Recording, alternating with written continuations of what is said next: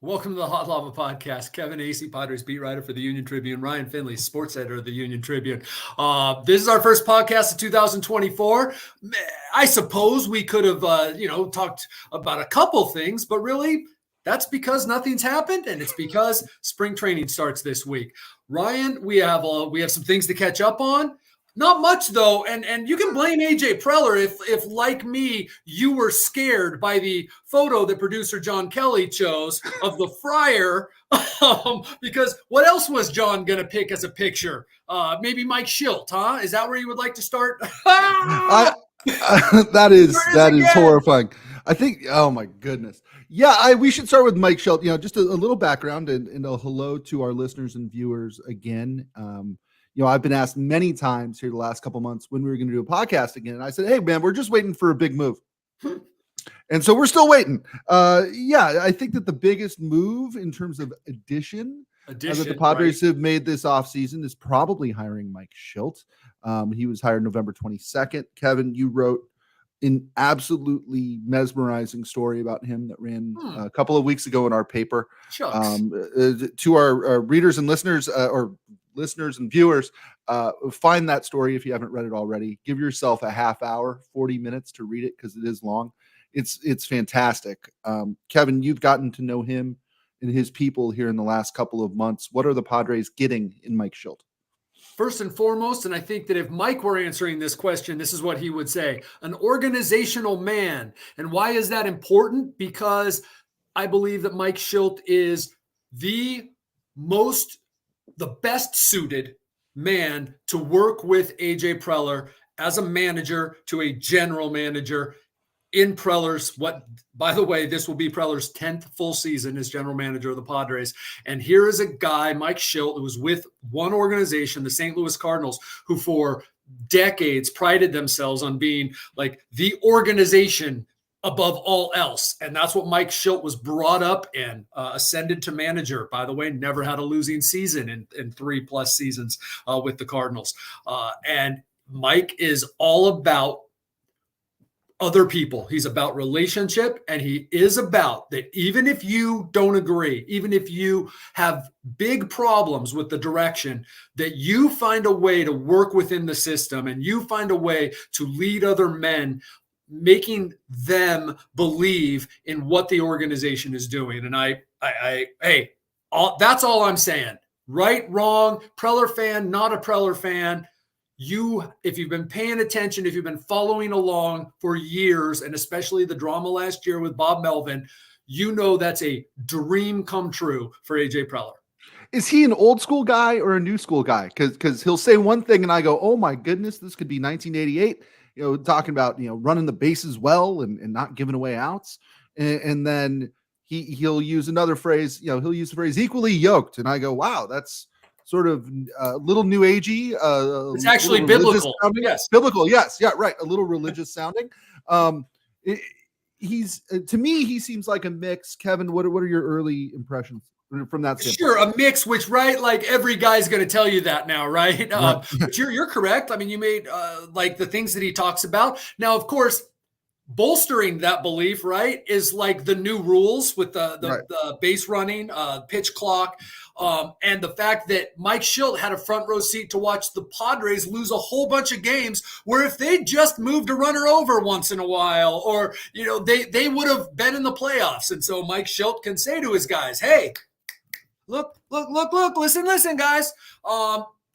Remember last year? All right, just one run here. This could be the difference. So, but yeah, look, among the things, what I called the Cardinals' guerrilla warfare on Mike Schilt, because no one ever talked on the record about what it was that caused a 3-time playoff manager to be fired suddenly, was that, hey, maybe he wasn't entirely on board with kind of a shift that the Cardinals were trying to make. Right.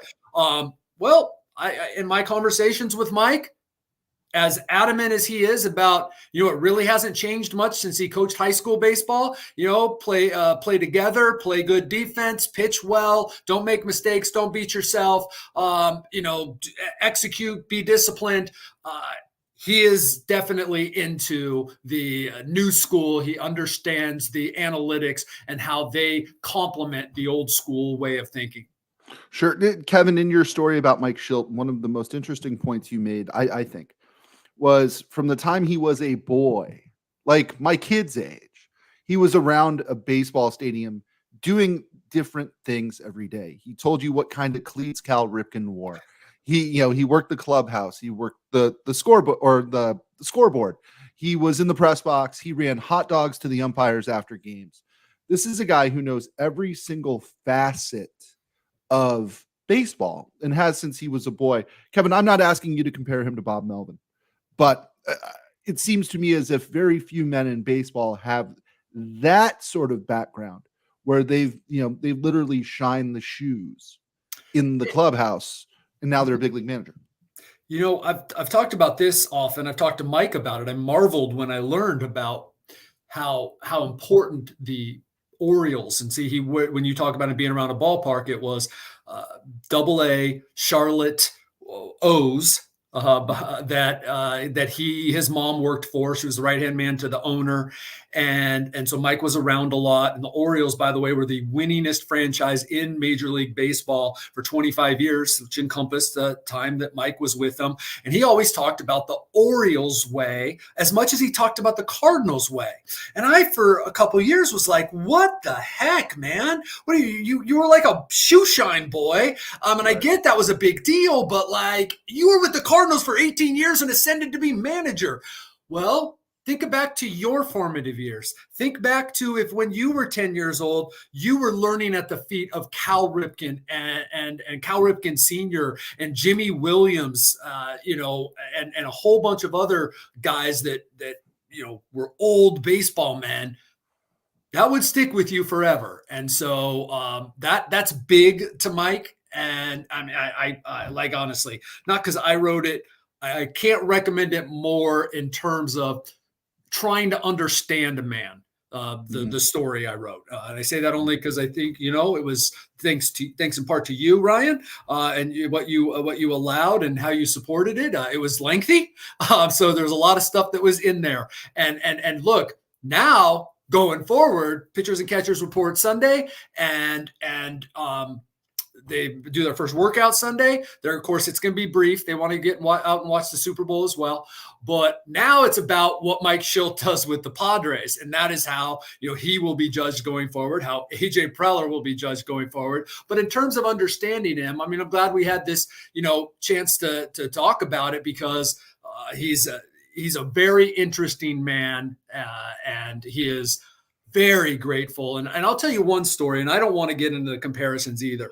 And I didn't write this in the story, and this is what I like to use the podcast for, in case some of you are just listening for the first time, is there's little things that maybe, as much as you and I love the printed word, right, Ryan? Like sometimes things don't come across well, right, or they no matter what you do, people can read into it. And whatever you do, and you know how important context is to me, people just kind of, it lacks the context. So I didn't want to do this, because I'm not going to get into making this about Bob Melvin versus Mike Schilt or what Bob Melvin did wrong or anything. But we all know AJ Preller, right? Like, work all the time.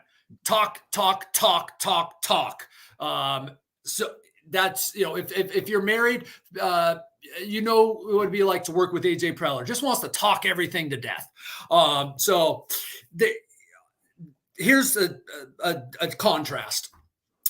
Bob Melvin was hired, and they had their press conference back there. What was it? October 31st, 2021.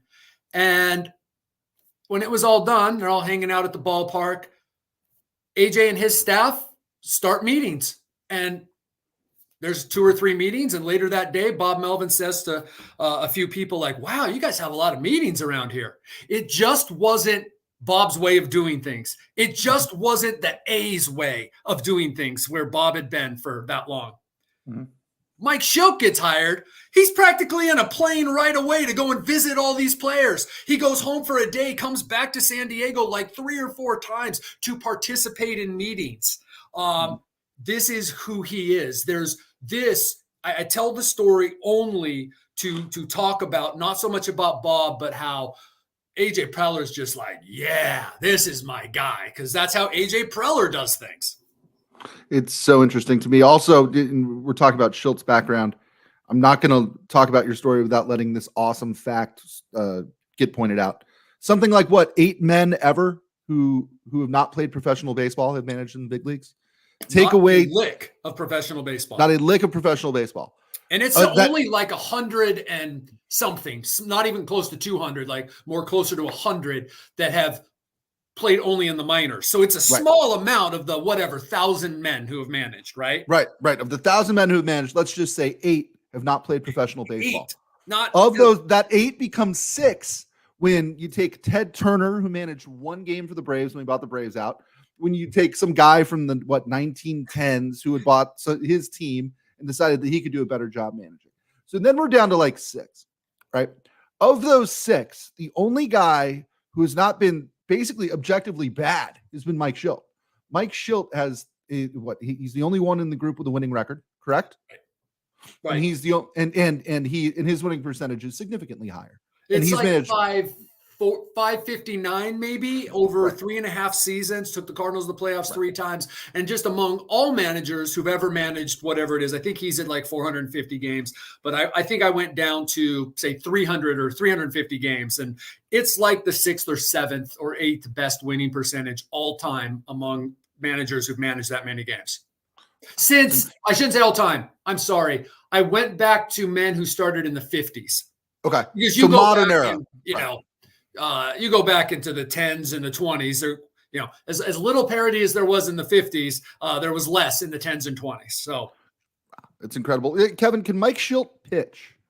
That's my next question. There we go. We're going to shift into baseball, and it is one of the things you can't help but like. Okay, so Mike Shildt got a lot of the same team, and we haven't talked about Juan Soto being shipped off and what the Padres got back. Speaking of pitchers, but the big thing is, I don't know what manager is going to win unless they add some pitching, or, and this is kind of the thing that they'll hold on to right now, the myriad guys that they got step up. Okay, doesn't every team say that though? So I do think they're going to add a pitcher, be that Michael Lorenzen, Noah Syndergaard. It'll be someone that they can get for cheap, okay? Because they believe, here's what you have. Yu Darvish, Joe Musgrove. Hard to argue if they're healthy, right? That's a real good starting point.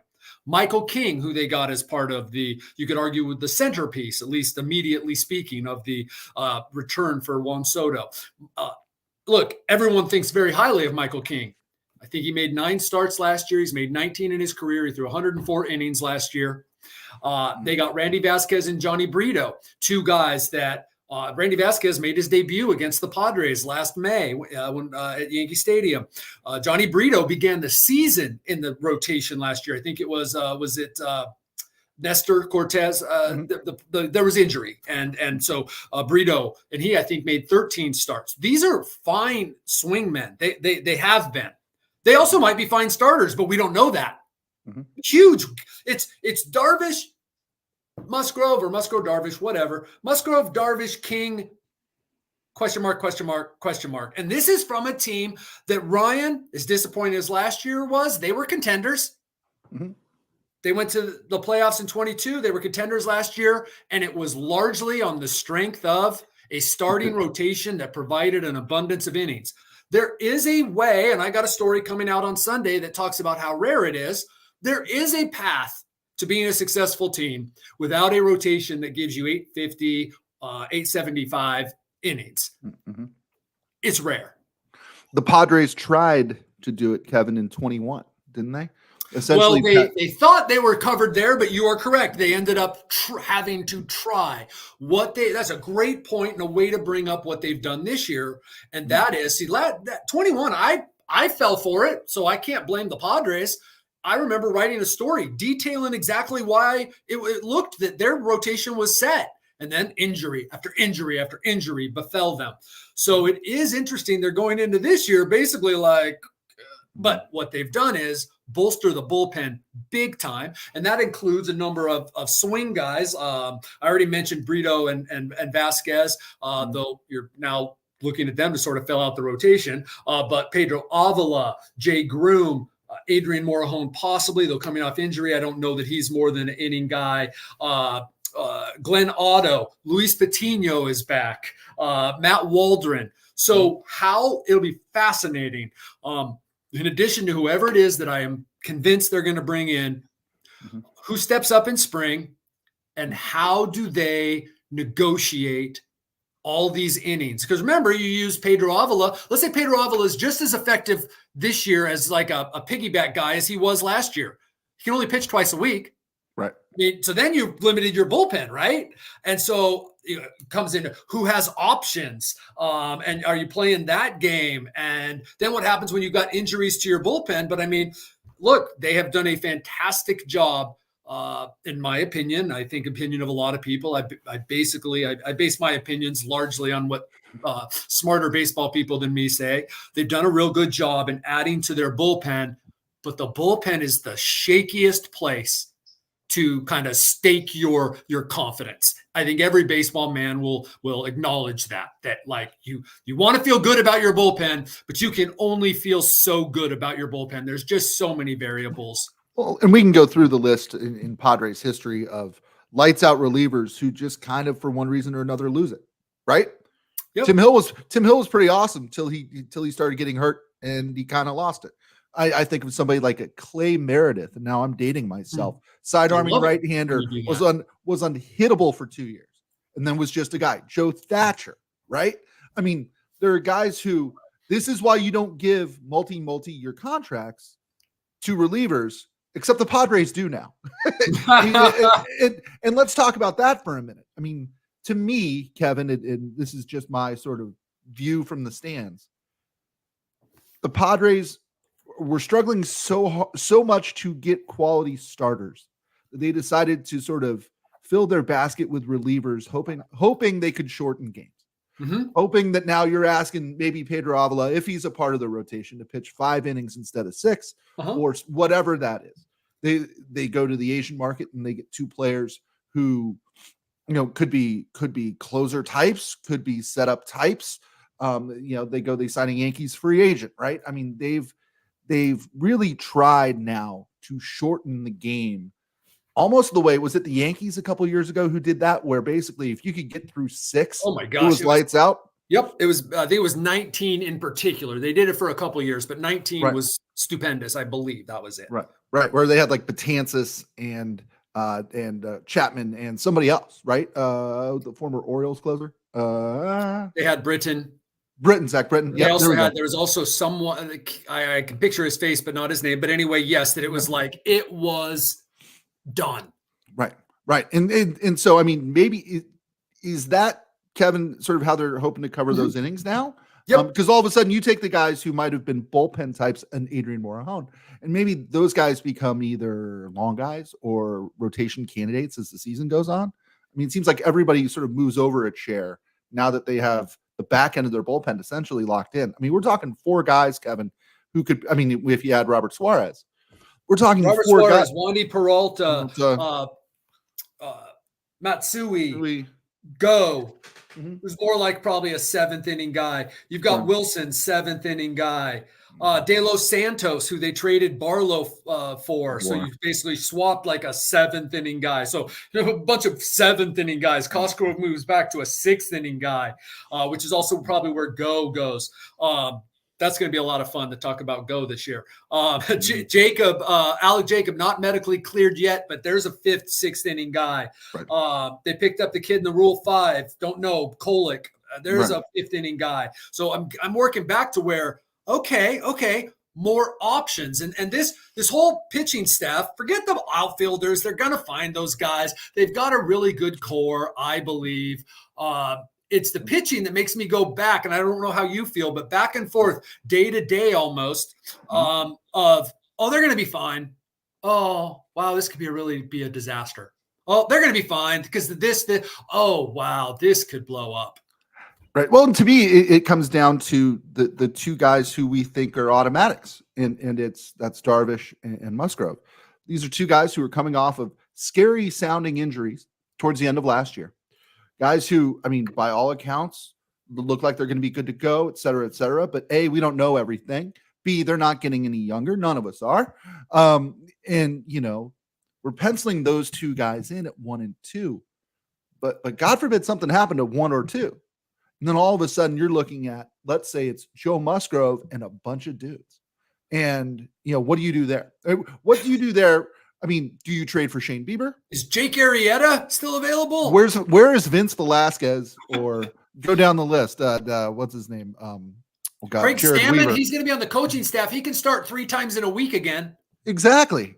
He could start a playoff game. He could start a must-win playoff game again. That's the thing. I mean, that's the thing that makes me nervous. It's not necessarily all these other guys because, hey, it's competition. It's not like it's garbage that they're throwing out there. These are talented guys. It's what happens to your 1 or your 2. And if you're a playoff team or think you are in a short series, are you comfortable, thinking that Darvish, Musgrove, and somebody else can get it done? You are correct. This is nothing new. This is a higher level version of what the Padres did for years, which is if this guy does this, and if this guy does this, and if this guy does this, we could possibly contend. Now, this is a higher level. This is a much better team than most of those years. It just is. But it still is relying far more. Now, last year didn't work out, so I guess maybe you could take that as a positive. But it's still relying far more than here in recent years on the ifs and the have tos. This is what's unique about the Padres situation. Going in with, I'll include Michael King and say, going in with 3 starters and a bunch of question marks. What's unique about it is that this is a contending team. This is a team that expects to contend, and that, despite what was at Fangraphs yesterday, which I didn't even feel compelled to really talk about it. Love Fangraphs, but they had the Padres at like 95% last year. They've got them at 35% this year. I think what Fangraphs does is awesome, but playoff projections, well, when you don't know who, they're fun to talk about, but I think as a Padre fan, you're just coming off last year. You don't want to hear anything about playoff projections. Well, and who are they penciling in as the Padres starting left fielder in their projection? It's raining again, Ryan Finley. It's ridiculous. Kevin, you can't get to Peoria, Arizona. You can't get to Peoria soon enough, can you? Say what you will about Peoria, Kevin, but it's always dry in Peoria. Mostly. I think it's actually moving that way, as I saw, but it'll be fine. But I heard something. I looked outside at the pool. It's raining again. It will not stop. Look at you. Yeah. All right. Yeah. It's brutal. It's a couple things. Hey, real quick, because we are running out of time a little bit. How's Manny's health? What position is Manny playing on opening day, or is he on the team at all on opening day?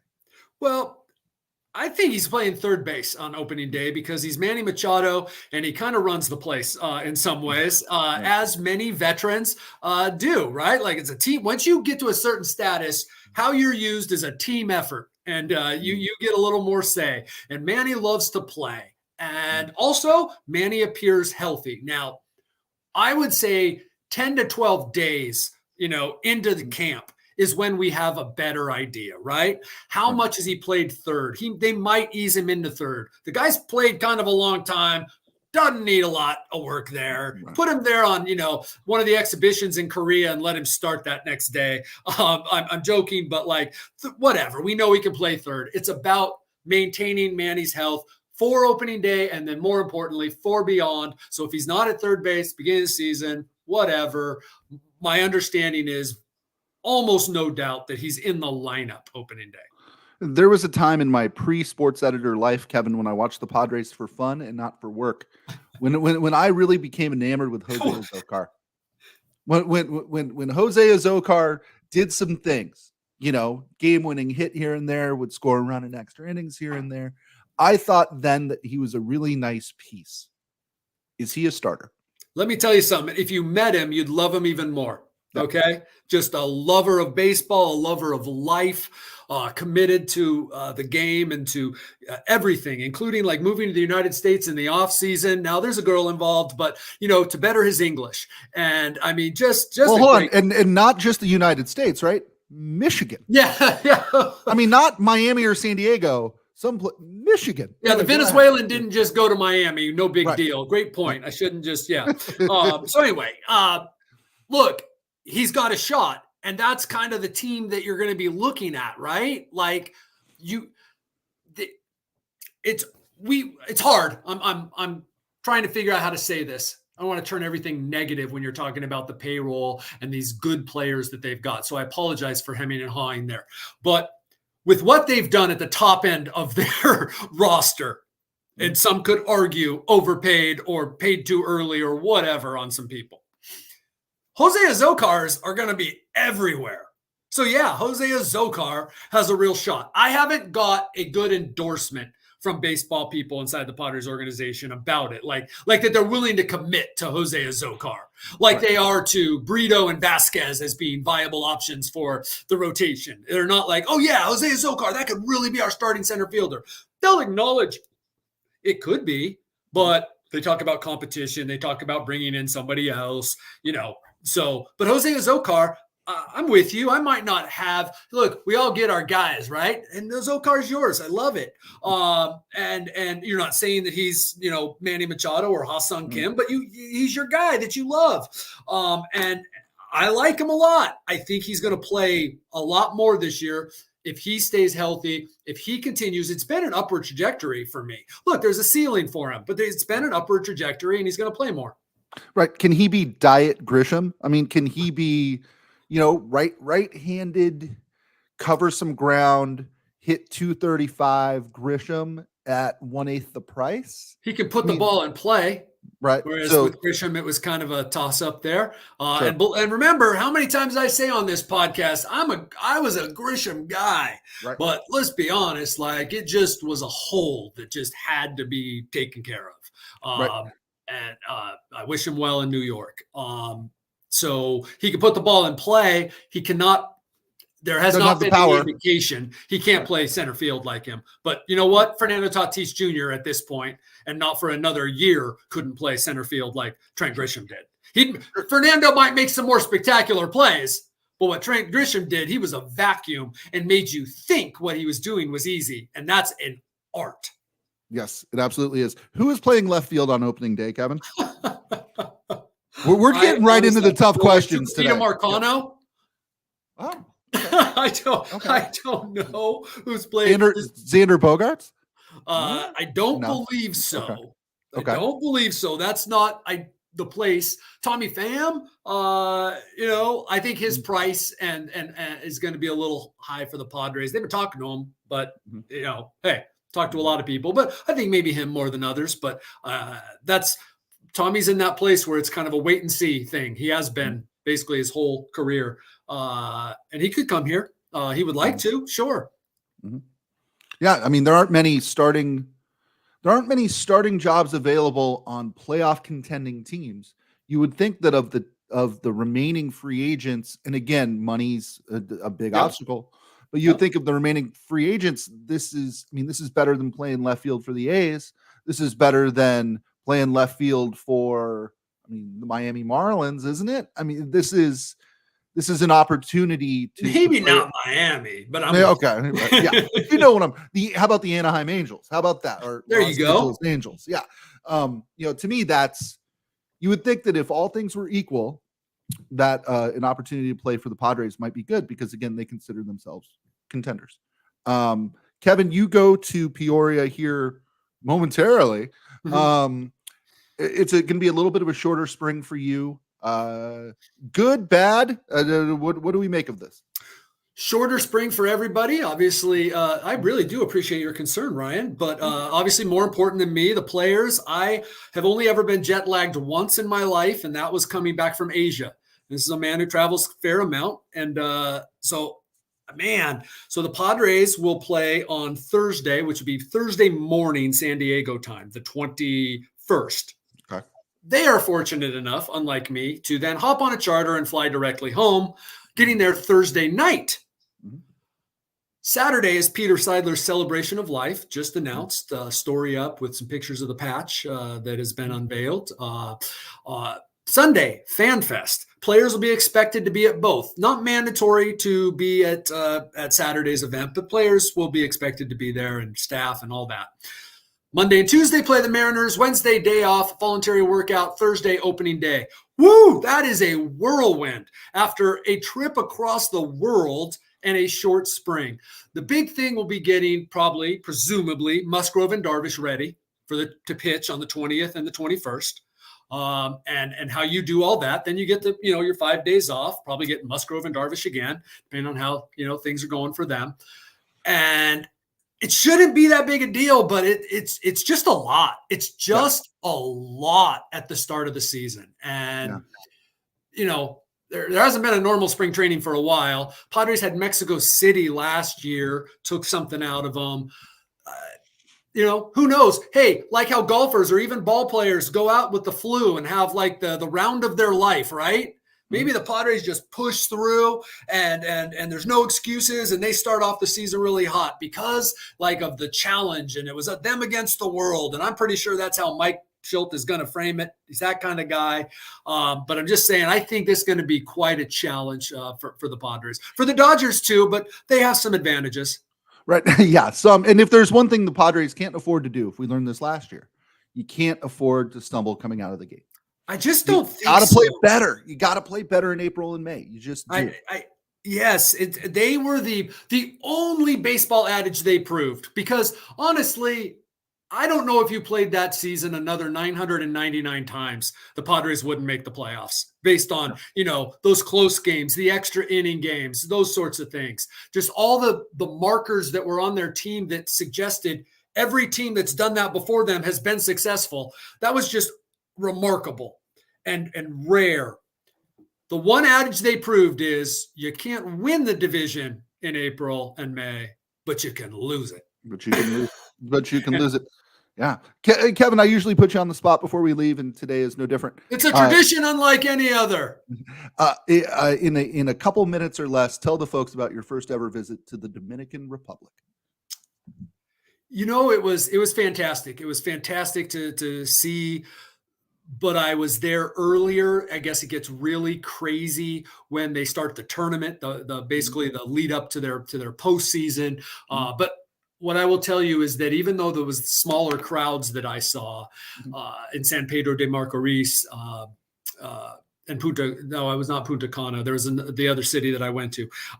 You can tell I'm ready for the season. I've forgotten the off season already. The loudest 2,000 people I've ever heard. So it was just a vibe. Music still going on when the pitcher is playing, people playing the drums, not like one guy up in Oakland or in Cleveland, but like a band. The players just incredibly passionate. It was a lot of fun. It's a beautiful, beautiful country. It is also a third world country. I think that's something we forget. I don't know if you've ever been to the Bahamas or Jamaica, and you go to the airport. And by the way, the airport in the Dominican Republic in Punta Cana is beautiful, just like down there. And then you take the shuttle bus to the resort, and you don't see the poverty.